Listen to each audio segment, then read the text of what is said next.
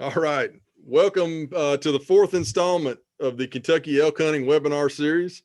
If you watched the episode with the Kentucky Elk Guides Association, you may remember that we talked briefly about the archery setups for elk. So in this episode, we plan to take a little bit deeper dive into archery hunting and some things to think about when you're gearing up to practice this summer and to prepare for the hunt this fall. So again, got Joe and I, and we've also got two guests with us today. So first off, I'll start with Gabe. So we've got Gabe Jenkins. He is currently the acting Information and Education Division Director and a recent deer and elk program coordinator. So he's also an experienced Western elk archery hunter. So Gabe, if you don't mind taking just a minute and introduce yourself and talk a little bit about your archery experience. Yeah, thanks, John. Appreciate you letting us come on here tonight and talk about something I'm super passionate about, elk hunting. I've been out west and archery hunted elk a lot. I've taken 5 elk with my bow over the last time frame in a couple of western states. And man, there's just nothing better than hunting elk in September with a bow, and got a lot of experience.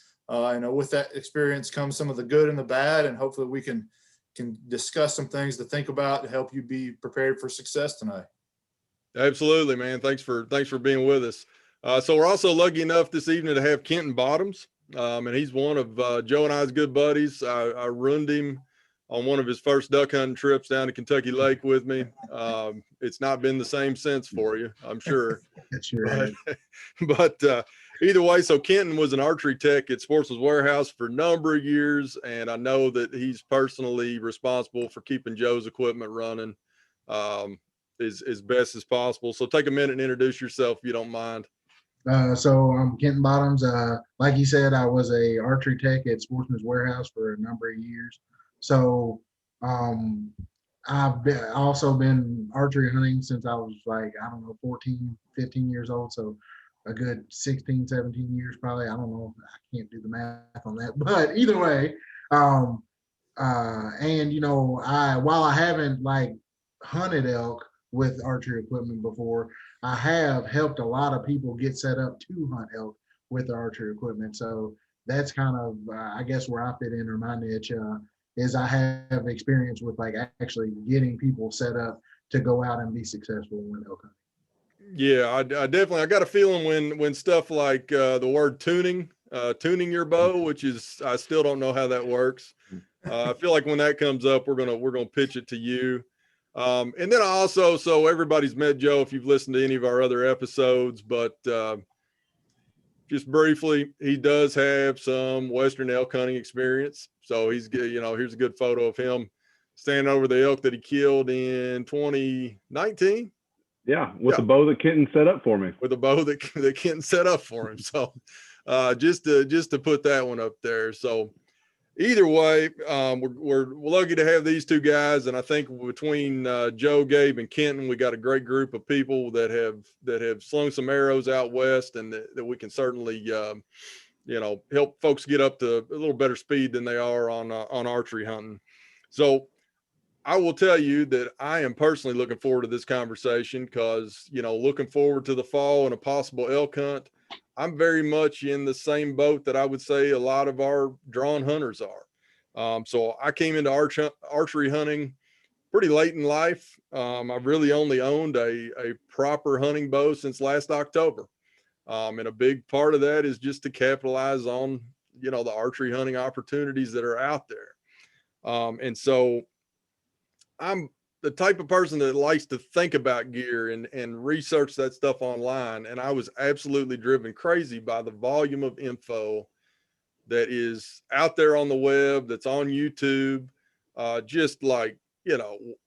was starting completely bare, had to buy everything. And it was basically one of those things that it was information overload essentially. And it was frustrating because, as we talked about before we hit the record button, there's a lot of personal opinion that's in all these things. And it just being able to sort through that. And eventually my idea was, I've got a good buddy that's a bow tech in West Kentucky. And I just said, what do I need?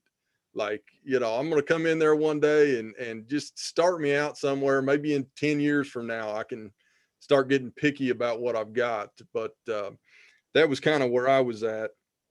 And then kind of another cautionary tale when we're thinking about equipment. So I had a muzzleloader tag in Colorado last year. Their muzzleloader regs are very different from ours. It's, it's open sights. It's a different setup.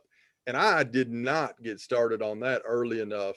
I should have been shooting that gun in January and February. I let it get to June and July, and I was still ordering different peep sights in like the first part of August. And what that essentially did, and I eventually got it dialed and got confident, which we'll talk about as we go, but that just adds to the stress of the preparations. So we wanted to hit this video early. People got a couple months over the summer to really get dialed in, but do that and jump on it early and get your equipment dialed as we go through this. So essentially today, I'm going to more or less play the role of the inexperienced archery hunter, which I am. So these are a lot of questions that I've asked these guys over the last couple months, thinking for the fall. So I'm going to play that role, and we've got a list of topics that we want to cover, but I'm going to sort of pitch them as like, help me think about what I want to carry into the woods in September. So I think it's pretty applicable to our drawn hunters. So I think the easy start, and we can kind of pass this around to whoever wants it, is just tips for a proper bow setup. And, the good majority of our people probably have outfits for whitetail. So in terms of elk hunting, talk to me about the poundage I need to be pulling, draw length, and then we'll kind of get into some of the different gear.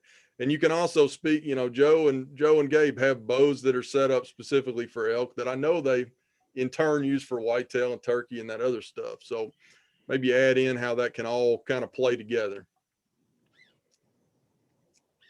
And you're up, Gabe. All right. So I guess I'll start it off. So, you mentioned one, I'll address it first, is draw length. So the biggest thing is go to an archery shop, somebody who deals with archery, and get measured. Make sure that you're shooting the correct bow. Your buddy's bow that they hand you, that you've never maybe picked up, or, they gave it to you and you've been shooting it, that might not be the correct length for you.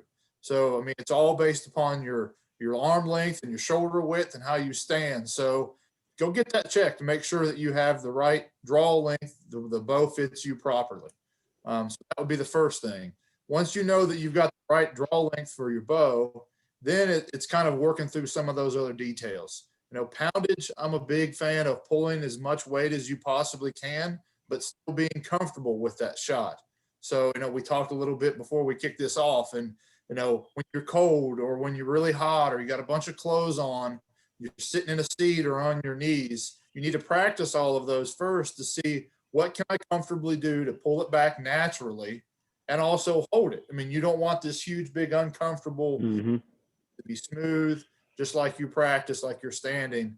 And as you shoot and you practice, you're also going to get stronger. So, if you're a new archer, you have a lot of new muscles that are going to have to learn how to pull and pull correctly. They're going to be weak, so they're going to strengthen up as time goes along. So if you picked up that bow now and you've not shot in a couple months or years, you're going to be struggling early on. But as those muscles learn and you get some of that muscle memory built, you could potentially increase your draw weight at that point. Yeah, and that's a great point. So I was hell bent on killing a turkey with my bow this year, and I pull 70 pounds pretty easy standing up. Well, when I got on my knees to shoot out of a little blind that I've got or sitting on my rear end, it's a whole nother ball game with that weight. And then so tell me, so I'm looking at the four of us, we all probably got some pretty decent draw lengths. What's the advantage? What do we get out of that? If you've got, or I should say, somebody that's got a shorter draw length, what are they losing in that draw length when it comes to the combination of like draw length and poundage? So somebody with a shorter draw length is going to essentially get less feet per second out of the bow. But that's not a killer. That's not mean if you have a short draw length, you can't be successful. It doesn't mean that at all.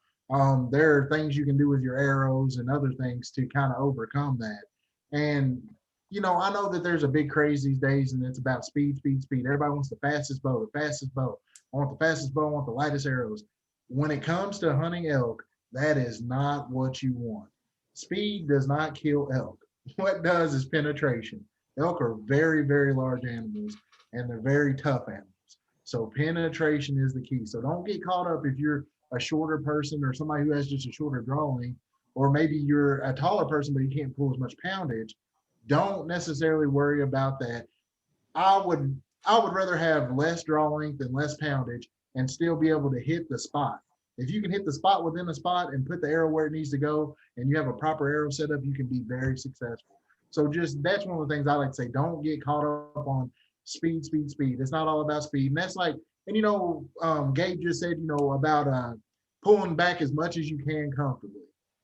And that's one of those things that's it's important because you want to be as ethical as you can, and the higher the poundage you can pull and stuff, in theory, the more ethical you can be. But you have to make sure you can do that comfortably. So one thing I like to do, and this is something you can try at home, is you can get a chair or a stool is best. If you get like a stool that you can like have your feet kind of up on the rung of a stool and sit there. And if you can sit there and you can pull your bow back, keeping your arm that's holding the bow parallel to the ground, and you can pull that bow straight back and hold it back like that without falling off that stool or wiggling, wobbling around or doing a bunch of crazy movements, then you're probably at a good draw weight. You may could go up more if it's too easy. If it's very easy to do that, you can go up more. But that's a good test, and that's what I like to do to kind of get me ready. Because I know if I can sit on top of a stool and draw that bow back, then I can sit down and draw it. I can draw it when I'm cold. I can draw it when I have more, you know, you can draw it in a bunch of adverse conditions. Yeah. So one thing I was going to point out too, you know, Kenton was talking about speed, and for the whitetail hunter, that's what you're looking for. We all, if you're an archer that's a whitetail hunter, you hear the horror stories of that deer ducking that string because they hear it. Just in the natural behavior of an elk versus a deer are a lot more high strung. They hear that stuff. They're more keen to that. An elk doesn't have that quick of a reflex. They're more inquisitive. They're a little slower to movement. So you can get by with a little bit slower just because they're not as high strung. You don't see, it's not as typical for them to duck a string, if you will.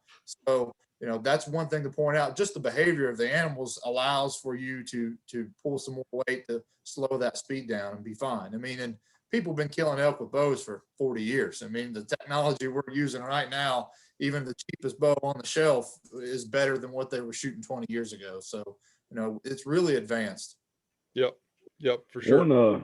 One consideration about the draw weight that I try to keep in mind, and it's not necessarily about the weight, but about the bow is how long you can comfortably keep it pulled back. Sometimes they come in slow. You think they're on a string, and they stop and look at you or stop and look at something, and you're sitting there going, oh. So I like to have something that I can keep comfortably pulled back for, I mean, as long as you can, but I try to shoot for at least a minute, where, you know, I'm not coming unglued and, you know, have to let down right in the heat of the moment, because you work hard to get those opportunities, and, you know, you want to make the most of them when you can, and you'd hate to get something that's got no let off and, you know, you can't pull until he's right there. And it's just a consideration I like to make. Listen, I mean, when that elk's within 40 yards and bugling his brains out, you're going to lose it on everything. So adding that extra on top of that just puts more stress on it. So it's going to be a high stress environment. So anything you can do to help stack the deck and make you a little more comfortable in that's the key. All right, I'm with you. And all right, so going back to getting myself set up last fall and just looking at the YouTubes and a lot of the folks elk hunting out west, the slider sights, that was like, in my mind, you know, basically, so that'd be basically a single pin that slides versus the multi-pin that I'd always seen. And that's ultimately what I ended up going with, just to eliminate a step from the process. And so give us a quick, you know, what do y'all use? What's the advantage to one over the other? I can speak to this one if you all, I personally, it's all in what you're comfortable with. But when I was starting archery hunting around the time Kenton was, when I was 14, 15, I I had target panic really, really bad. And when you have all of those different pins, the multi-pin sights, you know, I might know if that deer is 25 yards away, but you just, you know, it's like, oh, well, which one exactly do I put it on? I found that was pretty challenging for me. And it also, I felt like it kind of crowded my target when you have all the pins across. So I personally have been much more successful and much more comfortable shooting with the single pin sight, but that's just personally me. But it requires you to focus on one small thing. You know, you don't have other things in your way. And I was talking to an outfitter about this the other day, and you know, they say especially these guys who've never elk hunted with multi-pin sights, they kind of get a little bit of panic in them, and they'll, you know, they'll put their top pin on the elk's back, their bottom pin on the elk's chest. Like, well, he's covered up, I'm going to hit him somewhere, right? Like, that's why I personally like the single pin sight. It just helps me dial in on a specific thing. But again, it's everybody's preference. And if you practice with your bow enough, and you know what it'll do, like for my setup, when I hunt now, I basically keep my pin set at 20 yards. But I've shot enough and I know my bow that my point of aim at that 20-yard pin basically covers me from 10 to 40 yards, which is going to cover most of my hunting situations.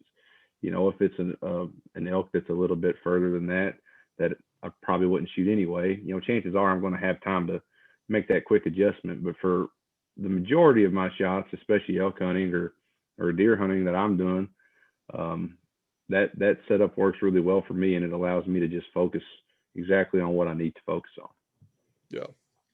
Yeah, that makes sense. And you know, that was one of the things going when I drew back on that turkey this year. One of the things going through my head, I was like, green pin, like, you know, turkey was at 18 yards. That's my 20-yard pin. And it just constantly, and I don't even have another green pin in the whole, you know, the whole 5-pin setup. And it was just like, that was just one more thing I had to think about. So it's got me thinking about the single pin a little bit. You can really, it's amazing, no matter how much you practice, when you're in that different situation, how much you can actually second guess, like, oh, was that yellow pin my 30-yarder? I don't really remember. Yeah. And that, I mean, honestly, and I'll say it, Joe called that turkey in for me. That was my entire reason of wanting to turkey hunt with a bow. As crazy as that sounds, is to, like, I have no idea what I am like with a bow in that situation. Perfectly fine with a gun, know where the safety's at, no, you know, no problem. But just put myself in that stressful situation made, you know, the fact that it worked out was great, but it gave me about 100 more things to think about than I thought I had before. So just more practice, essentially. Anybody else got anything on that one? If not, we'll move to releases, because that's something that I've been seeing a lot of different stuff out there. Mainly I'm basically shooting one with a wrist strap, which really was not great. I was going to say that the key. Yeah, go ahead. I think somebody got froze a little bit. Yeah, sorry, it was me. Am I coming in clear now? Yep, you're good. Okay, so I was just going to show, you know, Joe likes the single pin. I have a single pin for turkey hunting and whitetail hunting here, but out west I've got a 7-pin sight that I use out west. It's got a level on it. That's my preferred method, because you're going to be in bigger country, potentially longer shots.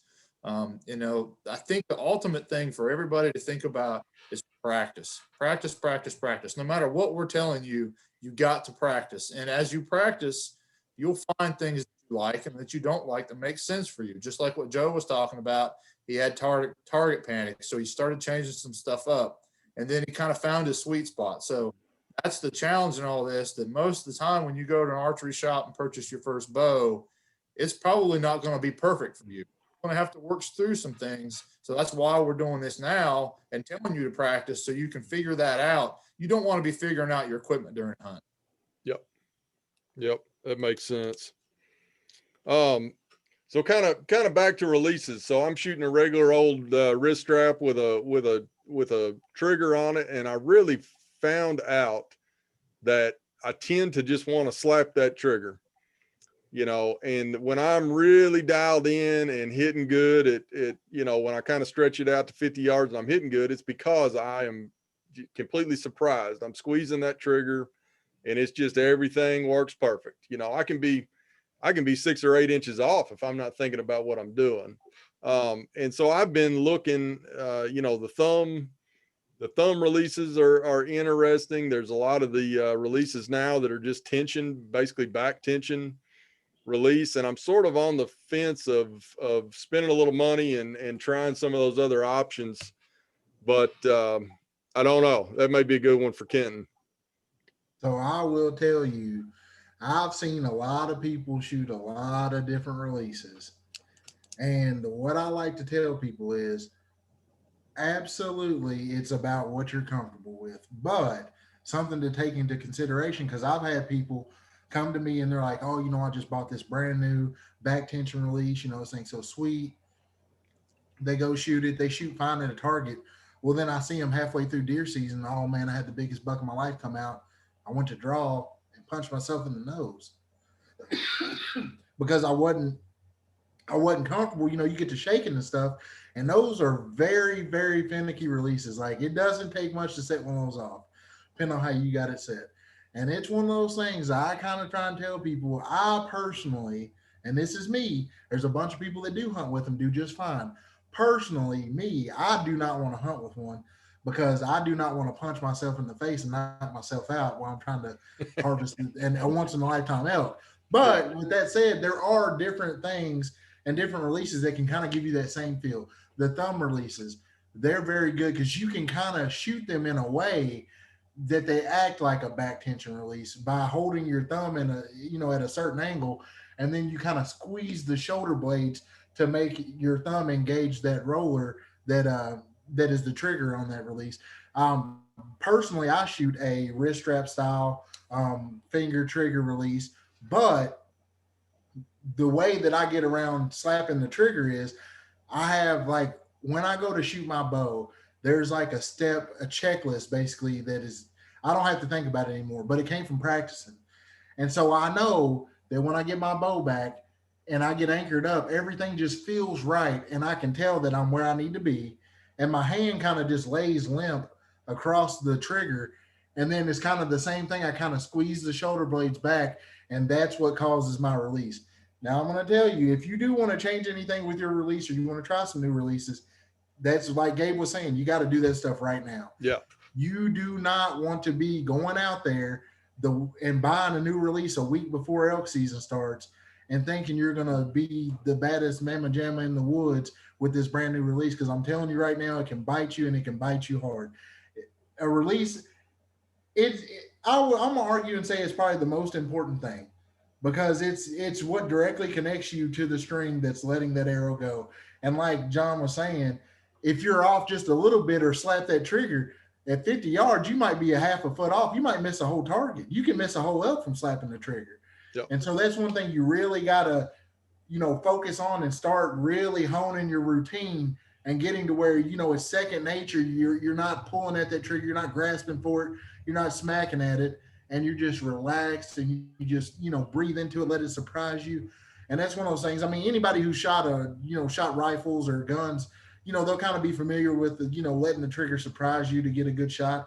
And it's pretty much the same thing, just a, you know, it's just a little different. But I will say that personally, I don't think back tension releases, like most people probably don't need to hunt with them because it's very easy. If you don't pull that thing back just exactly right, it comes unlocked and you will punch yourself in the nose. I've seen it happen.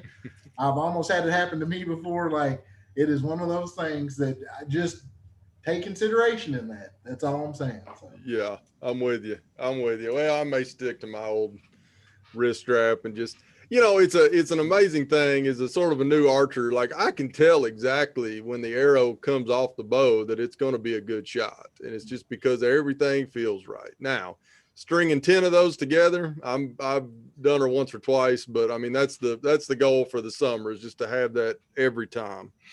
You know, John, I was going to say, you know, one thing to consider, especially on elk hunting to me, is it's such a different experience, right, than what we're used to on turkeys and deer. You know, you're in a blind, you're in a tree stand. That's pretty much where most of the archers have that experience. Elk hunting, you're on the ground, you're moving, you got a lot of stuff going on. And I personally like the wrist strap because it's on my wrist. I know exactly where it is during the hunt the whole time. I don't want to be fumbling for that, that release in my pocket, or where did I put it, or did I drop it? I've got enough stuff dangling around my neck and on my, with calls and packs and all that stuff. So I just like the fact that it's tied to me. I'm not going to lose it. It's right there. I know where it is all the time. It's kind of a pain in the butt to carry it around all day, but to me, it's worth the effort just to know that it's there, and it's easy for me to have access to it. Yeah, you got it on. I mean, why, if you're hunting in any manner, then why not be ready to shoot? And that makes a lot of sense to me for sure. And if you're going to be heading to the woods, if you've got an extra one, always pack it in your bag. Yeah, absolutely. Don't want to get all the way out there and put that much time and money invested into this, and moment of truth comes and it ain't there, or it breaks. So yep. And to take on that moment of truth, and it's there, for me, and I always have my bow in my hand. If it's daylight, I've got my bow in my hand. I don't care if it's noon or 90 degrees or the prime first 30 minutes of daylight. I've got a hold of it, because as soon as you strap that thing to your backpack and you go walking, you're going to have an opportunity, and you're not going to have the abilities to shoot. So, do not put that thing on your back unless it's dark or you're packing one out. Awesome. All right. So I think this is going to play a little bit into our broadhead discussion, but talk to me about tuning a bow. And if that, ways somebody could do it at home just to check. I mean, I've really I've got a somewhat mechanical mind. I've not really figured out what tuning a bow is. And I've watched a lot of YouTube on it. So give me the quick and dirty. So tuning a bow is basically optimizing whatever arrow, broadhead, release, sight, rest, all that stuff. It's optimizing all that stuff to work as good as it can together. And it's like archery is very finicky. And if one piece doesn't cooperate just right, the whole thing's not going to work right. And it's like, I mean, you have one thing kind of get off a little bit, it's going to throw everything off. And so one thing I'm going to say is, if you have, you all have the opportunity to go archery elk hunting. It's not a cheap endeavor. It's not something you get to do every year, most people. And personally, if I'm in that position, I'm not going to risk anything by skimping a corner and trying to just, do it at home, which you can definitely tune your stuff up at home. But I'm saying I would probably prefer to go to an archery shop, have them help me tune my bow to me, because they know exactly what they're doing. They do this all the time. And that way, it's just peace of mind. But if you do want to tune your bow at your house, there's some good resources and stuff on, YouTube and stuff, some of the hunting forums and stuff. But because there's a bunch of different ways you can tune a bow and get to a certain point, and you can kind of cross-reference some of those tunings. So, I mean, you have like paper tuning, walk back tuning. If you're building your own arrows, you can do bear shaft tuning. I mean, there is a ton of ways you can tune a bow, and they all get you to the same place. But that's one of those things, like, if you're not going to have an archery shop tune your bow, I would at least reach out to an archery shop and maybe ask them some questions.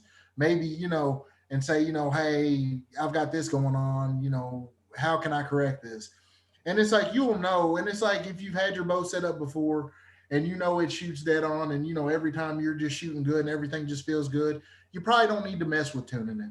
But if there's something that's just not right, like say you're just having something that's just not going right, it just feels off, or something's just not right, you may need a little bit of tuning. And, it can help, absolutely. And it's one of those things, like I said, I personally, if you have this big opportunity and you're going to try and harvest an elk, I would let a professional handle that, and just give me that peace of mind that if I have that big elk in my sights, I know everything's right. I don't have to look back and say, well, did I do this? Did I do that? Did I tighten this? You don't have any of that playing in your mind. Okay. Now I'll jump in and say, but I would also recommend, don't run to the archery shop as soon as something seems off. I always try to use the 2 times in a row. So some days you just don't got it. You go out and you're off. Don't think it's the bow and run and start messing with things. Put the bow down, go in the house, do something different, forget about it, and come back later that evening or tomorrow, shoot it again. It could be that it was just you. And then if it's consistently off and it's consistent, then start playing. But don't chase things right off the bat. Just, work on it. 100%. And one thing I'll say, just to kind of follow that up, and this has been, I don't remember who told me this, but long ago, somebody told me this, and it has made me a way better archer. Everybody, you see people all the time, they go to practice, they're shooting volleys of 10, 15 arrows. Don't do that. Shoot 3 to 4 arrows in a volley, which a volley is, you shoot 3 or 4 arrows, walk down and get them. Because what happens is, and when I was younger, I would do this. I'd have every arrow I have, and I'd want to shoot them all at the same time and then run down there and get them. And, but what happens is you get tired, and you may not realize you're tired, but you're tired. And once you get to that 3rd or 4th, 5th arrow, whatever, however many, and you start to get tired, you're going to start making bad shots. And all you're doing every shot after that is you're reinforcing bad habits. So I like to do 3, I shoot volleys of 3 shots, go down, retrieve my arrows, take a little rest, and that's why I like to shoot with somebody. I know me and Joe used to do this all the time. We would both shoot our 3 arrows. We walk down and we'd alternate who shot first. And that way the other person has a rest, and, you get to rest. And so your form stays good, and you'll start to, you'll solidify those good habits. Because it's very easy if you want to shoot a large volume of arrows really quickly, that you can introduce some bad habits and really throw a wrench in yourself. I mean, you can get some weird, wonky things going on that are hard to correct. Because once you get a bad habit, it's very hard to correct. Yeah. So when you're shooting, also shoot how you're going to hunt. So, I know a lot of whitetail hunters, they've got a removable quiver. Take the quiver off, hang it in a tree. Most of the time with elk hunting, that quiver is going to be on your bow. I know mine stays on when I'm elk hunting. So shoot that bow like you're going to shoot it when you're hunting. So elk hunting, quiver is going to stay on. Practice with the quiver on. That's going to feel different. It's going to lean one way. You're going to want to cant and opposite, and so that's going to affect things. So that's the things you need to be thinking about when you're shooting is, how am I going to hunt? And then you need to try to replicate that as close as you can in those practice sessions. That makes sense. All right, so we've been hitting the vertical bows here pretty hard, but kind of moving into the crossbow section. And what I want to remind folks is we've got a concurrent archery crossbow season. Mm-hmm. If you've got the either sex archery tag, you can use a crossbow all days of the season. It's completely concurrent, your choice essentially.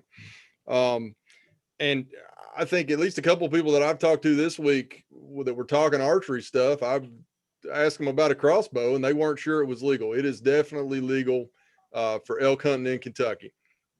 So I think, this is, and the outfitter and guides that we talked to in the second episode really hit on this. It's a good tool for elk hunting in Kentucky. If you're on the fence, or maybe haven't really stayed on your archery game the last couple of years, it can be a pretty viable option. So just talk to us about that, your experiences with that over the last couple of years. I'll throw it out there. Any of you? I was gonna say, I can jump in if you want and kind of kick things off too. Yeah. So, any crossbow that's good for whitetail would work for elk. A lot of the same things that we talked about apply as far as the weight of the setup. I think the biggest thing that a lot of folks don't think about is your broadhead choice. So one, you need to make sure you purchase a broadhead that's rated for crossbows. Just a regular old broadhead would work potentially, but it might not handle, especially if it's one of these newer crossbows that are extremely fast and a lot of poundage. They just can't handle the speed. And then when they hit the impact, they just fall apart. So make sure you look at a crossbow bolt or that crossbow broadhead. The other thing to make sure, and we didn't really touch on this on vertical bows, but shoot that broadhead. If you're going to use a mechanical or a fixed blade, shoot it and make sure that bow or that crossbow shoots it the same way as it does a field point. You spend the effort, waste a few of those real broadheads. Sometimes they come with a target broadhead, but shoot those. So that's one thing I think you need to think about. Also, some of the crossbows are kind of heavy, can be a little cumbersome to hold in that position. So go look at some shooting sticks, whether it's a bipod, tripod, monopod, what makes sense. Think about that. And then also, most of them come with a scope.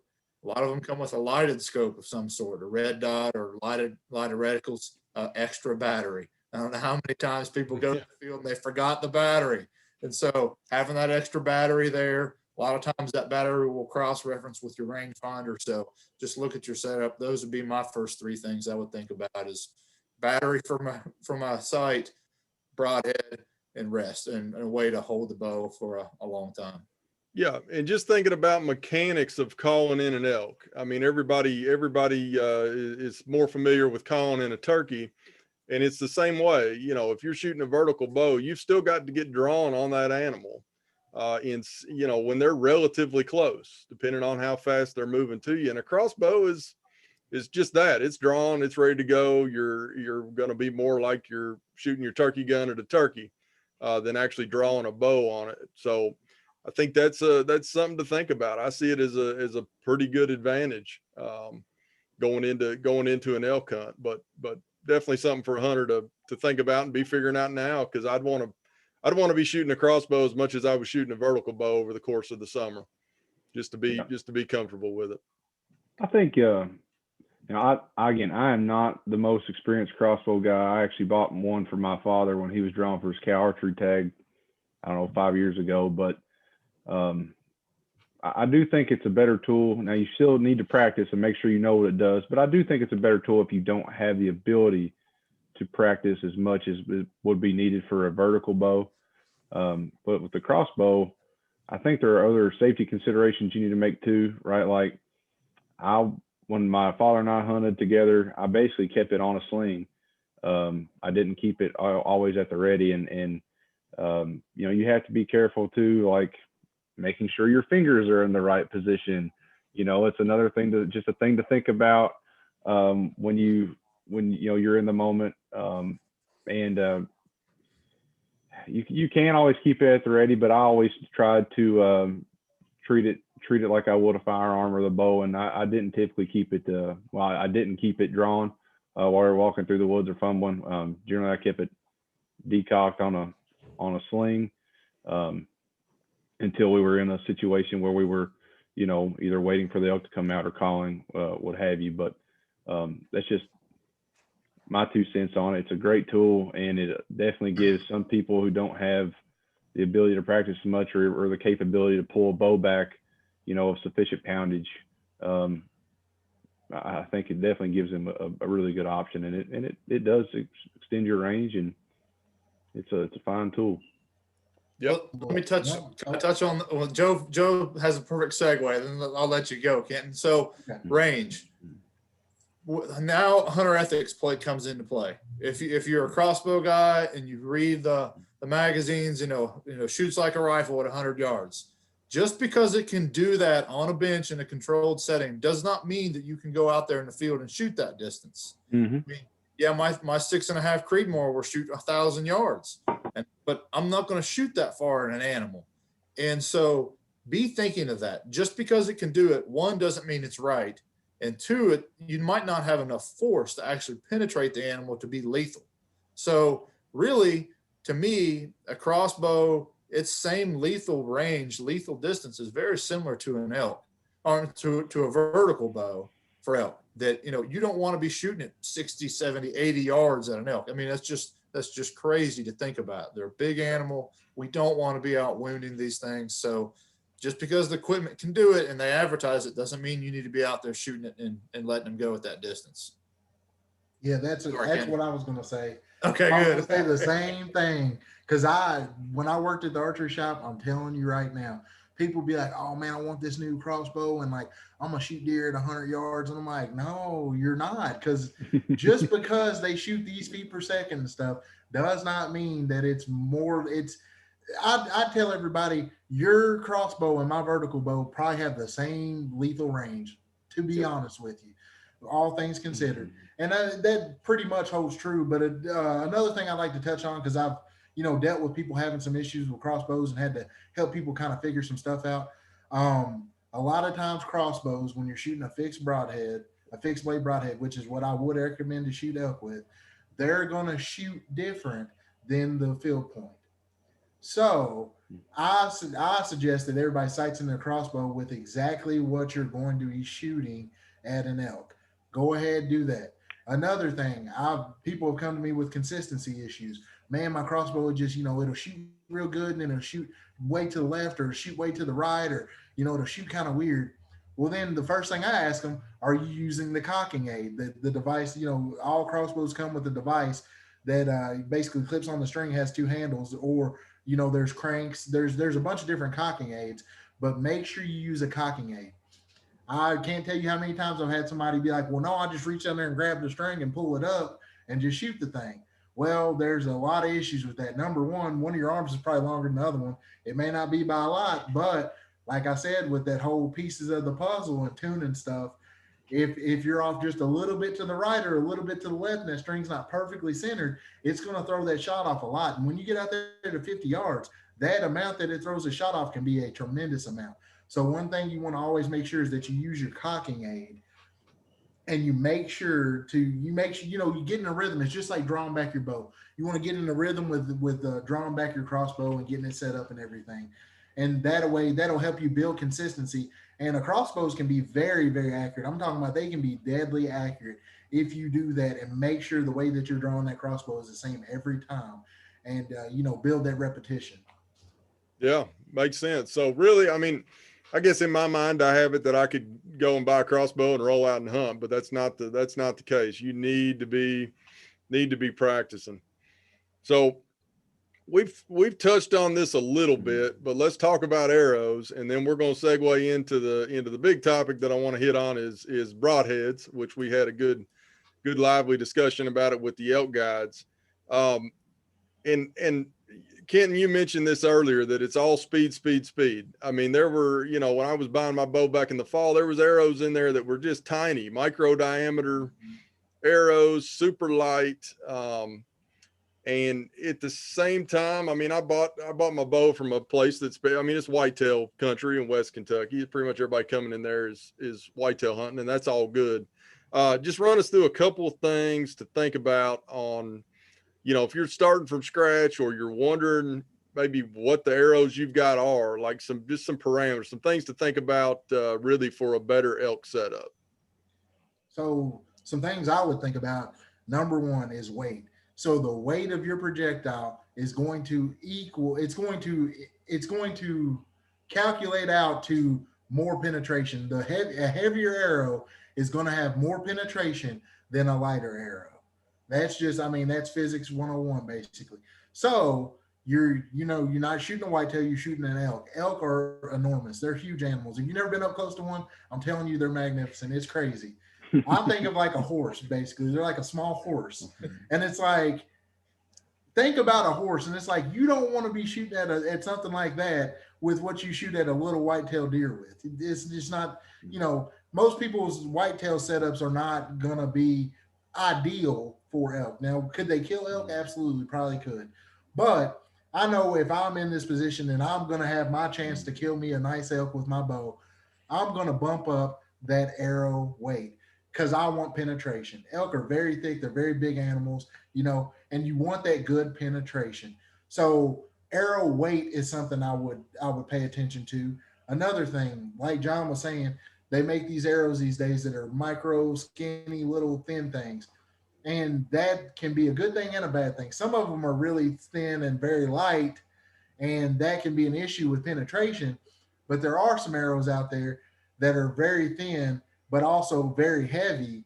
And those work really, really well, because what they do for you is that smaller surface area on that arrow is going to help you counteract crosswinds. And it's like, it may not seem like much, but I'm telling you, a crosswind, and I've seen it, shooting my own arrows, that little thinner diameter can sometimes really make a huge difference when you're shooting in the wind. And also, when your arrow impacts an animal, that's less surface area, so that's less drag. So that can equal more penetration as well. And so, those are a few things. And then another thing that a lot of people are talking about these days are your weight front of center. Mm-hmm. And FOC. yeah, Yeah. that's a complicated, it's a really complicated thing, but basically Deep. it is, basically the more you want the more front of center weight that you have, it's going to increase penetration. It's going to lead to better penetration and stabilization of your projectile, which is your arrow or your bolt or what have you. So, I mean, those are some things that I would, take a look at if it was me, gearing up and getting ready to go hunt elk. Those are things I'm going to sit down and, kind of take a deep dive into and look around at and see if there's anything worth changing about my setup that I have currently. Yeah. So Go ahead, Joe. yeah. So to kind of build on his, just an example for mine, I'm shooting, I think my total arrow weight's about 500 grains right now.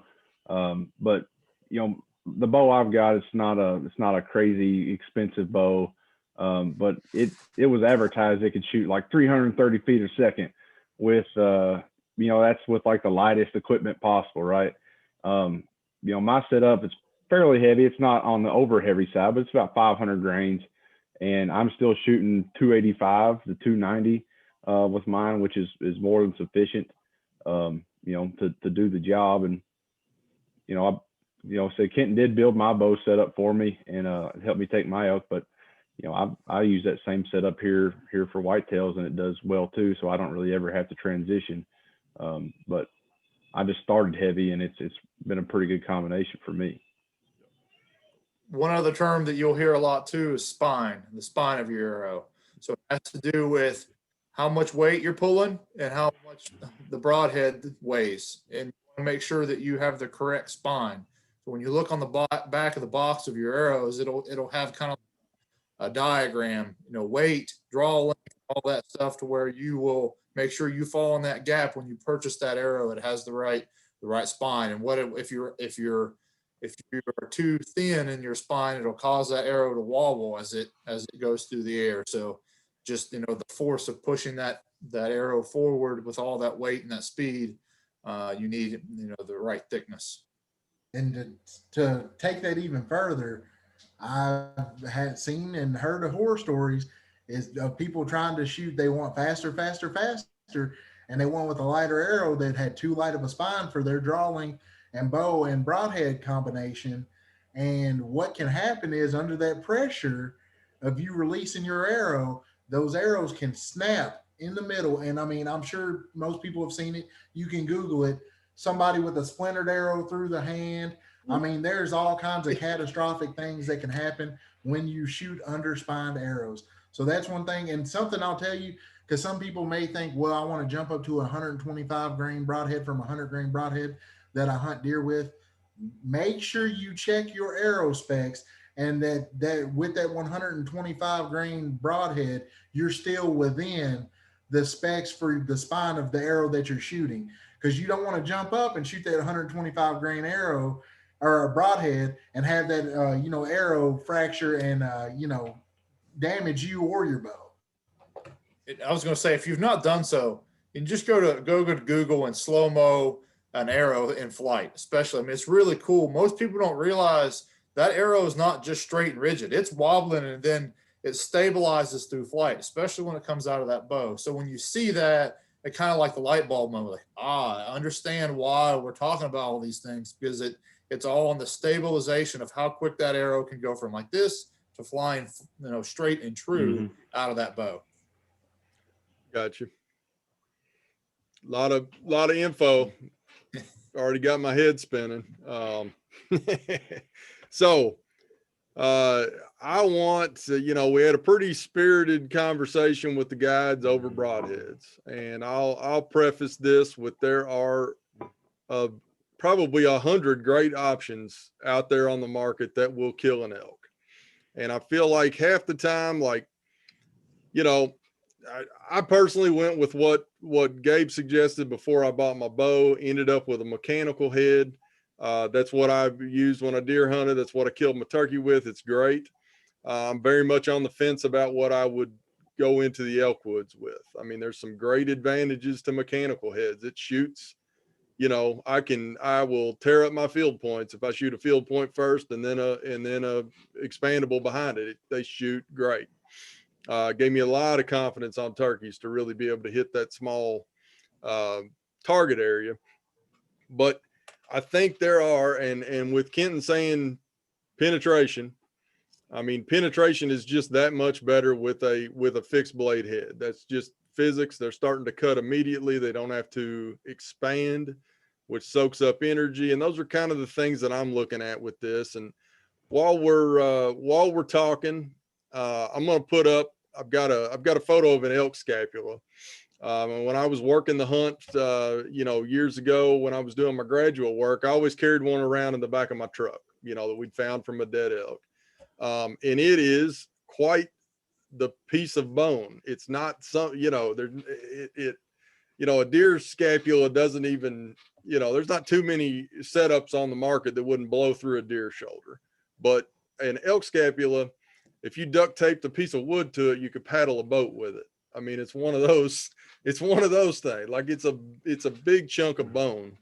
So I'll share that. And really, this one picture I've got, it's got I think they were testing out broadheads, shooting them through this scapula.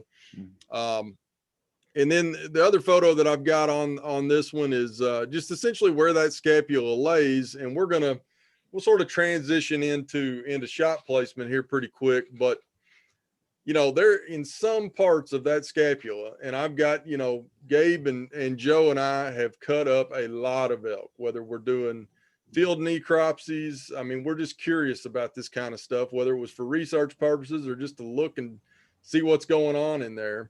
It's a lot of bone. There's parts of the scapula that are 4 inches thick of solid bone.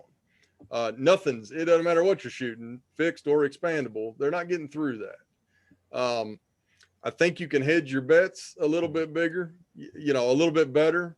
I think when you look at how wide an elk is, you've got that much more that you want to get through. I mean, ideally, I want a perfect pass through. And so just kind of talk to me a little bit about some of the things to be thinking about. I mean, it's that penetration that we need. We want to get both lungs. We want to get an exit hole. So we've got 2 places that are making blood to blood trail. So hit me with some knowledge on that, and maybe talk about what you went to the elk woods with. I'll give this one to Joe off the bat. All right. I mean, personally, I prefer a fixed blade broadhead. Like you said, you don't lose any of that energy when that expandable goes in and starts its cut.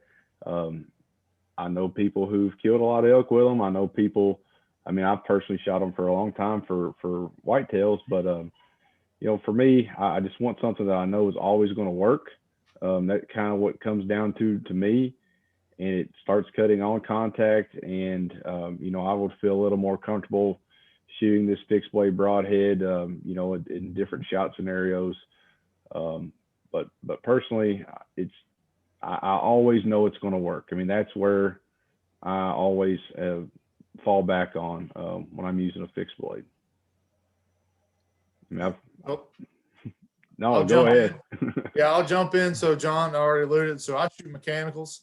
I started with fixed blades and then moved to mechanicals. I've done a lot of research on them and shot a lot of game with them. And, I've shot all my elk with a mechanical. I think for me, there are a couple things that I think about is I want a very tried and true, heavy duty mechanical if I'm going to go that route. And I don't want this big, 2.5 inch cut, thin little pieces of metal. I want a solid, made solid structure. I did a lot of research, shot a lot of stuff, and you can take the deep dive on YouTube on people shooting different things and gels to look at them and their performance. So I think that's the biggest thing is think about what it is and go look at it, how it opens up if you want to shoot a mechanical. As a Western hunter, I'm prepared to shoot farther distances, so I want that to fly good. I like them. I've been really, really happy with the performance, but I'm shooting still a smaller cut. I shoot a 3 blade. It's 1 1/8 or 1 3/8. So it's not a big cut, but it's 3 blades and it penetrates very well. So, I don't think any of us are going to be here saying you need to go get the top of the line 2 blade, 2.5 inch cut. broadhead. I mean, that is not a smart decision. Would it kill an elk? Yes, but you know, you got a lot of bone structure and you're off just a little bit. You smack a rib, you more than likely get that animal. You don't want to. You don't want to go out there with your 2.5-inch cut whitetail broadhead and try and harvest an elk. I mean, like Gabe said, can you do it? Yes, it can be done. But why not go ahead and give yourself the best chance possible? And like, you know, like Gabe said, there's mechanicals on the market that are good, that can get the job done. Like Joe said, you know, hey, a fixed blade broadhead, it cuts on contact. There's a lot of, you know, there's a lot of pluses to that. And it, you know, it's good. And you don't have to worry about it. You know, if it touches the animal, it's cut. You know it's going to do it. So, but one thing I will say, whether you go fixed blade or mechanical, make sure you shoot that through your bow to practice with. I can't tell you how many times I've had people say, well, you know, I got this mechanical, but it, you know, it still don't shoot the way that my field point shooter. You know, I tried to shoot this fixed blade and I couldn't even hit the target at 40 yards with it. And it's like, there's a lot of stuff that goes into it. And that's when tuning comes in. And one of those things that, you know, I've seen people and help people set up their bows where, you know, with the field point, they're both shot one way, but then the desired broadhead that they wanted to use, put it on those arrows. And you know, we had to recite the bow in with those broadheads to make sure when they're hunting, they're hitting where they need to be. And it's one of those things that, you know, you just got to take the time and the sacrifice and go ahead and just practice with the gear that you're going to hunt with. And it's, you know, it's very, very important because you don't want to get out there and just screw on some random broadhead and go off thinking you're going to shoot you an elk. I mean, that, you know, that can end very bad and end with a sleepless night and maybe some tears and some, you know, empty pockets, you know, a lot of money lost when you could have just spent a little extra money up front, got something, practiced with it, become very confident with it. And then, you know, I think you know, confidence is key. When it comes to hunting, the more confident you are, the better outcomes I feel like you have. And that's just me speaking from my years of experience like hunting.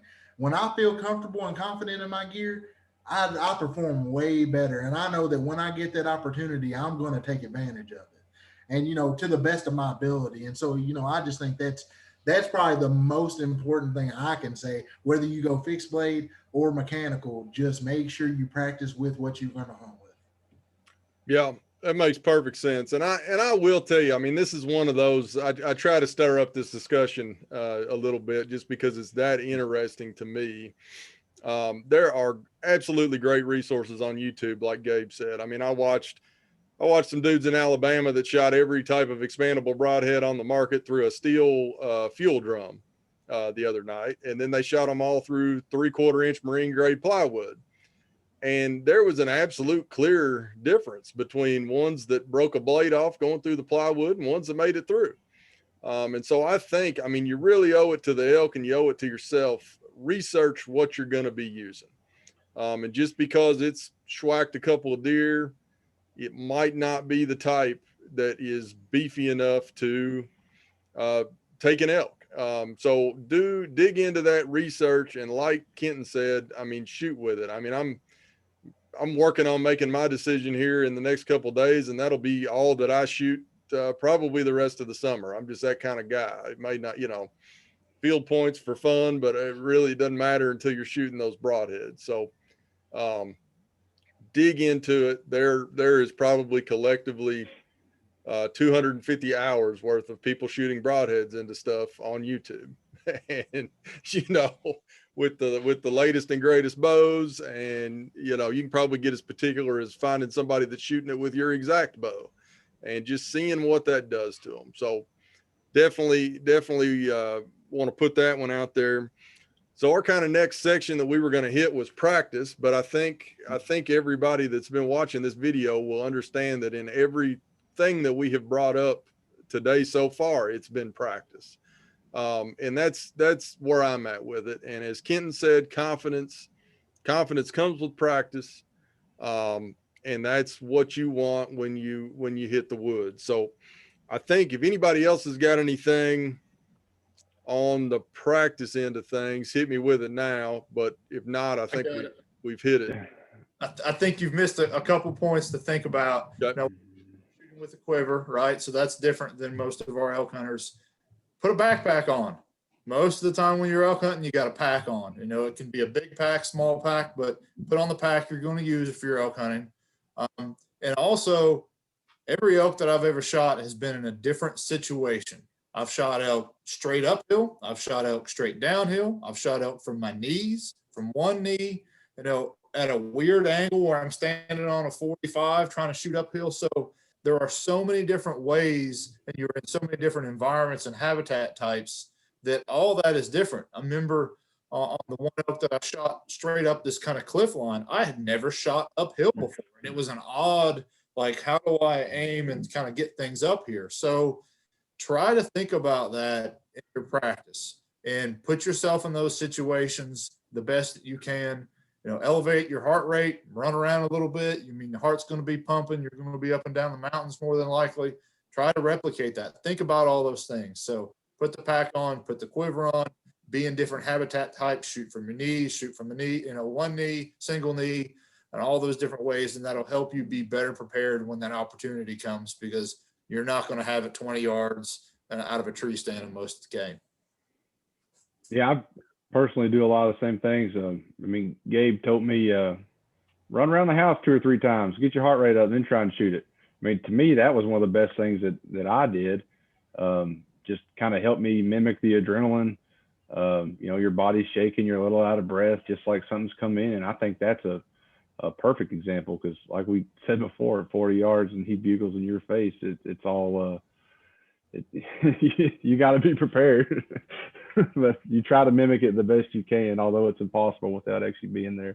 Yeah. And so one thing I'll say is if you're shooting a vertical bow, you want pretty much everything you do up until the point you're focusing on that pin and you're going to pull that shot to be muscle memory. You want to be doing that so much and have done it so much that you could do it in your sleep.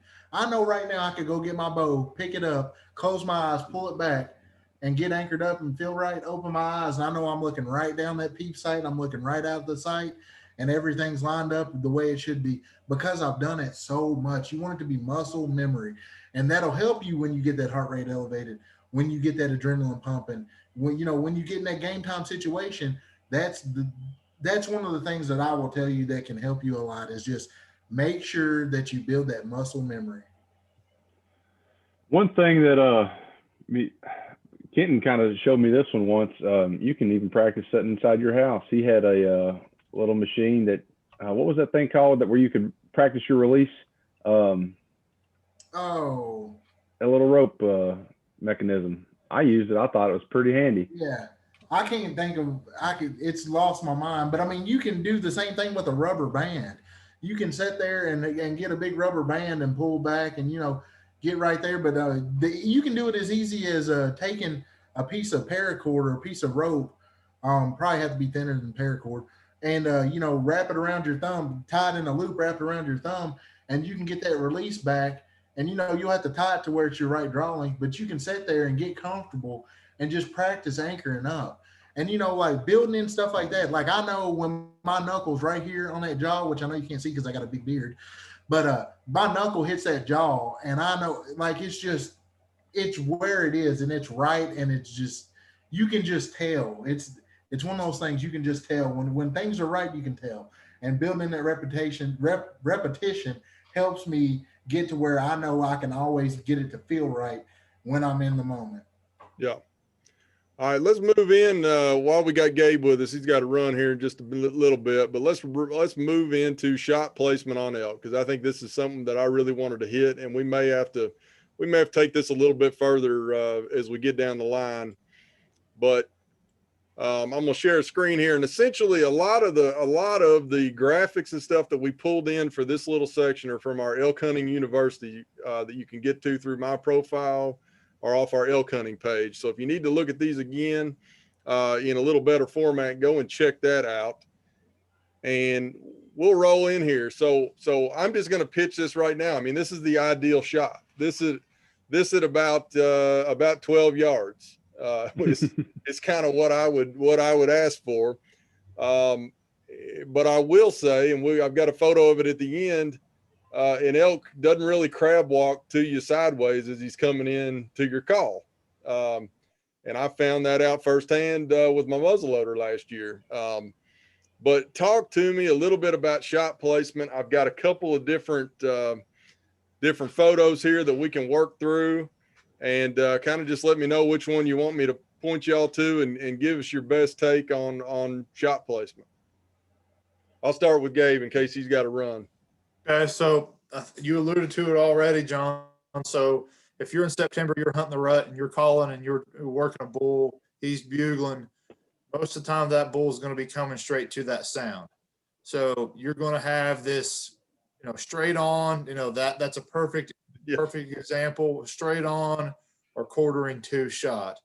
And, when you look at this picture to me, you're like, oh yeah, I can probably slip it in right there, right up against tight on that shoulder. Don't even make that thought. Don't even go there, because a quartering two shot on an elk is an awful shot. And so do not take that shot. I mean, that is one of my biggest pet peeves is do not take that shot on quartering two. So how I'm going to try to prevent that is if I'm hunting by myself, if I've got somebody with me, I'm going to have them do the calling and be kind of set off to the side. Those elk are going to come to that sound, and try to set yourself up to where if you got somebody calling and you're off of like at a 90 or 45 from that caller, to where that hopefully that elk will be walking to them, to the sound, and you can shoot a broadside shot. The frontal, that's pretty common. This one's a little bit more controversial. There's some archers that like a full frontal shot. It's just a really narrow window for you to hit, and it's just not a lot of room for error. And yeah, they're big critters, but I always err on the side of caution. It's just not worth wounding that animal and losing it to ruin my experience.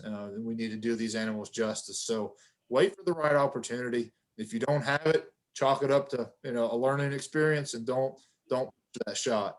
And they're big; they can go a long way. Even with a lethal shot, they can go a long way. And it can be a challenge to bring one down. So I like the broadside, quartering away. That's my two preferred shots. But the biggest thing for me is do not take this shot you're looking at. Yeah, absolutely. And I mean, I had the same conundrum with my muzzleloader last year in Colorado. I called it in and he walked straight to me.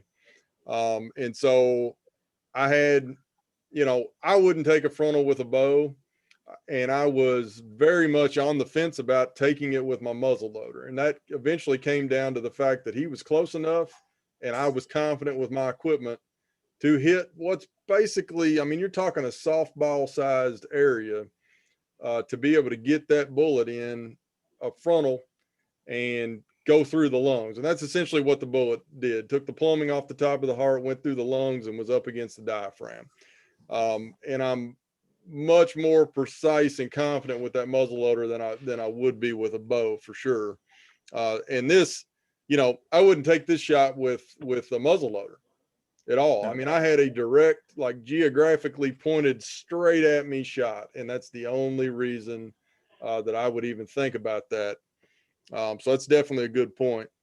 So I was going to say in that effort, a lot of times if they're coming, if they pause, they're going to take a few steps to the left or take a few steps to the right, and just be ready. So be ahead and be drawn. If you've got a mouth call, just an inquisitive cow call back to them when they start to turn can get them to stop, and that changes your sight window for a shot. So, a bull I killed in Colorado, he came to me all the way, straight to me. I did not have a shot. He was within like 8 yards. He spooked and was running away, quartering hard, and I just cow called extremely aggressive, and he stopped. And I had a beautiful quartering away shot and was able to harvest the animal. So be thinking about those things, like this is not the opportunity, and watch their movements, watch their behaviors. And as soon as they start to move, go ahead and hit that cow call, and that'll stop them. And that should change your alignment, and you might have an opportunity for a shot. Yeah.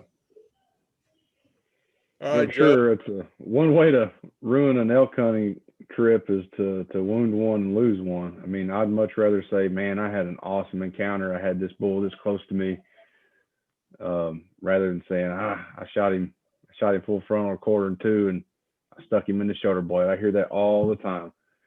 I stuck one, didn't find it. Anybody got a tracking dog? I mean, much rather wait for the right opportunity and take a clean, ethical shot than risk it and for sure guarantee that you're going to have a bad taste in your mouth driving home.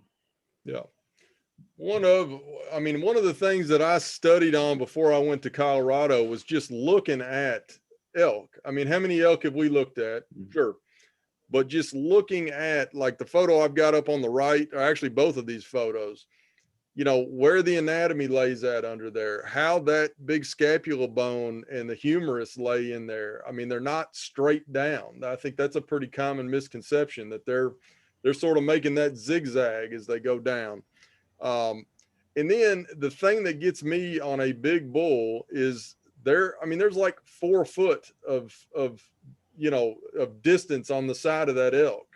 And it looks so big and it looks so easy, but you actually got a, larger than a deer, obviously, but look at how much of that bull on the photo on the right is nothing. You've got a lot of nothingness down low that's not going to do anything to him. And then up in that shoulder area, you shoot them through the tenderloins, they're going to run into the next county. There's a lot of space on them where, especially with archery equipment, you're not going to have any chance of finding that animal. And I'll speak to like some of the work that I did in graduate school. So we had a bunch of elk GPS collared, and my number one question was, how do they die? And so we had a fair number of elk that were lost to wounding loss from archery hunters. And the strange thing, it's not strange, it makes perfect sense. In every one of those situations, it was a bad shot. It wasn't necessarily a gut shot. It was a lot of the frontal shots where that arrow just simply went down a shoulder, went down, between the skin and the ribs, and maybe lodged in their hip. And that is just that is, kind of my cautionary tale with some real world experience in terms of taking that frontal shot. If you're off or right or left 2 or 3 inches, hit that scapula, it's going to deflect the arrow out and send it, just basically through the shoulder, and you're not going to hit any vital organs whatsoever. And, it didn't matter, it didn't matter expandable or fixed blade. It was just a bad shot that shouldn't have been taken. And I think with archery hunters, a lot of the time, the elk is going to present that frontal shot, and they're going to be at 10 or 12 yards, and it's going to be incredibly tempting because he's bugling, he's got snot running out of his nose. And I just think we need to be cautious about that shot, because, and Joe and I have darted a couple hundred of these things with dart guns for my project. They will always, there's very few that I can think of in all the years out there chasing these things that they didn't at least kind of cock that front end around and give you a quarter and away shot, where you could, get them. Of course, we weren't shooting them in the rib cage with the dart gun, but they always gave you a good shot 99% of the time. And that's something that we just learned through what we were doing. A little bit of patience makes that happen. So here's here's one other photo on this one, and then I'm gonna let Joe talk about it a little bit, but this is just kind of drawn in where that scapula is, and just has some, I think this was on a forum that I found a couple of years ago, just like basically asking which one of these little dots would you shoot at, but it shows where that scapula lays, where it lays at an angle. And you definitely want to avoid that thing, especially with archery equipment. And then again, the kind of quartering to frontal shot, this is worst case scenario. Anything outside of a Magnum elk rifle, you just don't need to be taking this shot. There's a lot of structure right here. And not really a good way to get an arrow where you're going to get a double lung hit or get the heart. So, Joe, you got anything more? Gabe had to run on shot placement, ethics, distance. In terms of ethics, distance goes back to knowing your equipment, knowing what you're capable of, knowing what your gear is capable of, and kind of like Gabe touched on earlier, just because it says you can do it doesn't mean you need to. For me, I know Gabe is more comfortable shooting a bit further, but I kind of set a limit on myself of 45 yards. That's about what I want, even on an elk where it's big. I mean, I know I practice out to 60 or 70 and I can do well, but there's just too much variation, too much environmental things that can occur, especially in like low light conditions, right? You might not be able to see, like in my case, when I killed my bull, he was perfectly broadside 35 yards, and I hit a little bitty twig about 2 feet in front of him that I didn't see. You know, if he was a little bit further, that shot could have went from a kill shot to a really bad shot.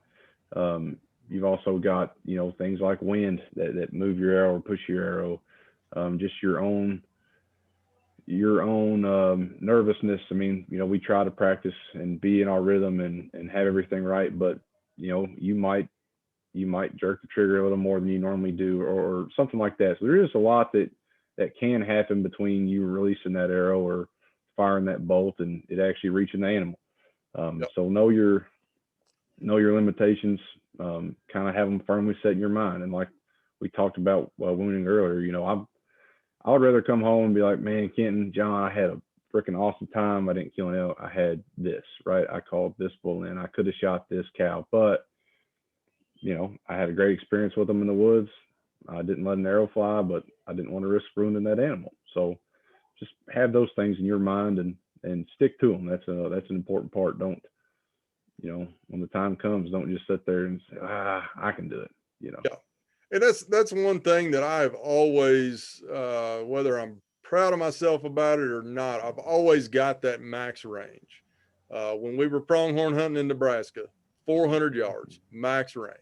I'll take it at 399 but not 415. You know, I'm good to 4. That's max range. My muzzleloader in Colorado last year, I had a hard 100-yard max. That was a hard range that I went into that with, and that was where I was good. But anything past that, I tried at 125, I tried at 150, throwing too many variables into it at that point with the muzzleloader, hard 100-yard. And so definitely when, you know, we get in the woods with the bows this fall, I'm going to have that hard limit, and it's probably going to be, you know, I don't think it's going to be over 40 for me right now, and it might be 30, and just have that hard limit. It makes it easy when you've got your mind set. It makes it real easy to pass on a shot you're not comfortable with if it's too far. Just mentally, just justifying it with yourself. You might be out there by yourself and no one's ever going to know that you passed that up, and under what circumstances. You've got to live with it yourself. So having that limit, I think, has always been something since I was younger that I've liked that. I know the parameters, and I know I'm good to that limit. So if they're inside, you know, I'm confident I can get them. If they're out of that, not even gonna try. Yep. Get on tomorrow. Yeah, absolutely. And one thing, and you know, this might be for another episode, but just to point out some stuff that we've got, I think this is exceptionally important for archery hunters. Stuff we've got on Elk Hunting University. This is just one example. Blood trail in an elk. You know, the type of blood to look for on your arrow. We've got some really good graphics here. A chart up at the top. This is, you know, walking through Elk Hunting University, this is the kind of stuff you're going to get, and it's real good stuff. I know, Joe, when you were in Colorado, you had a pretty good tracking job on that elk, possibly because of the you know, the stick that deflected things. But Yep. Either way, I've seen them. I've seen big tracking jobs come with a 300 Win Mag. So it kind of depends on the elk. They're big, tough critters, and they got 4-foot legs and can be up the side of a mountain before, you know, a double lung is going to take them down. So hit me with a couple things just on tracking, and then we'll close things out and kind of see what we need to pick up and hit on another video. Yeah, for me, it's just making sure you can find that arrow, seeing what evidence it gives you, what it can tell you. You know, it's all gonna make a difference in your next response, right? You know, we all want to see that nice bubbly blood. You know, it indicates a double lung shot or a lung shot. I'm assuming double lungs if you found the arrow, but you know, we all want to ideally see something like that. And The last thing we want to see is the bottom right, the gut shot, right? That's kind of the worst case scenario. But just kind of make sure you give the animal the appropriate amount of time, right? I mean, even if I double lung one, I'm not going to run right to it immediately, right? Like, give it an hour, give it some time to dive. If I've got a gut shot or something, I shoot him in the afternoon, I'm probably not going to go back to that animal until the next morning until, 9 or 10. I mean, it takes them a while to pass from poor shots. Liver shots are going to be fatal, but it's going to take them 6-7 hours to die. So just really pay attention to what you've got here, what you find on your arrow, what you find on the ground. And if you do happen to bump him, back off, let him go back down. That's about what I got. I mean, this is something that's pretty familiar concept to most whitetail hunters. I mean, I guess the thing I would tell you is give them more time. We've touched on it. They are huge animals. You might double lung and put it right through the center of the top of the lungs. It's going to take a lot of time for that cavity to start filling up with blood where you really get a good blood trail. I mean, it happens with whitetails, but it can be even longer with elk just because they are so big. So just don't rush it.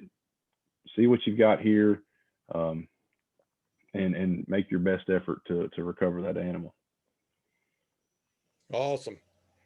All right. So with that, I'm gonna throw a curveball at everybody. Give me your closing thoughts on this whole subject of archery elk hunting, and we'll kind of go around and close her out.